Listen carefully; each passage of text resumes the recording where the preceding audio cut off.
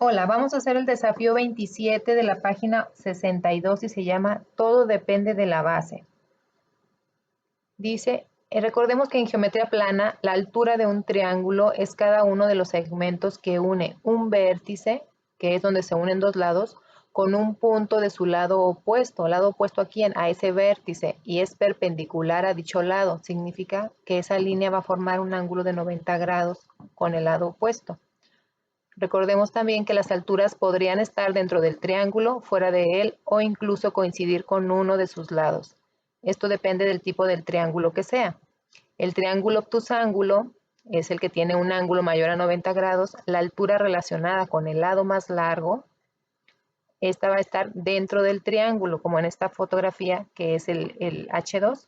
Y las otras dos alturas están fuera del triángulo. Bueno, este es el ejemplo que vamos a hacer en este desafío 27 precisamente.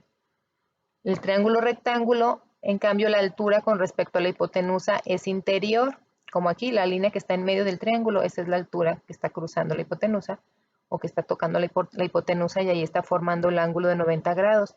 Y las otras dos alturas coinciden con los catetos del triángulo, con los lados. Solamente esto es en los triángulos rectángulos. La altura es el mismo lado.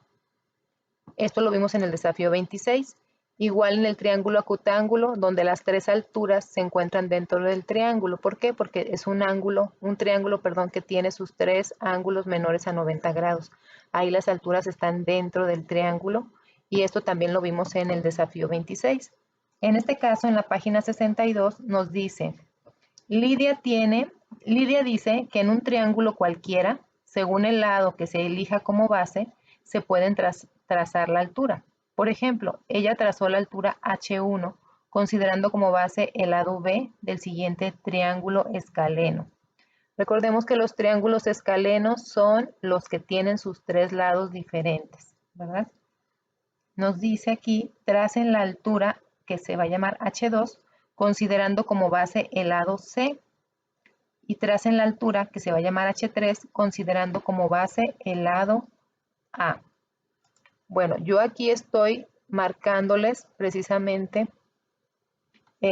yo, ¿qué hice? Prolongué el lado A hacia abajo en esta línea azul y aquí yo estaría tomando como base precisamente el lado A y por eso le pongo H3. ¿De dónde viene el H3? De esa línea azul yo hago una línea perpendicular, es decir, que forme un ángulo de 90 grados hacia el otro punto donde se están juntando las dos líneas, que es ya del lado derecho.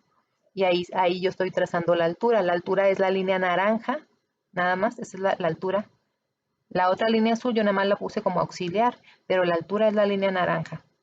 Y en la otra, tomando como base el lado C, ahí nada más la altura va dentro del triángulo, ¿verdad? Lo que decíamos, la altura va dentro del triángulo y ese es H2. Si se fijan, está del vértice y hacia arriba formando el ángulo de 90 grados de los dos lados. Esa sería H2, la altura tomando como base el lado C. Y aquí sería este desafío. Muchas gracias. Hasta la próxima.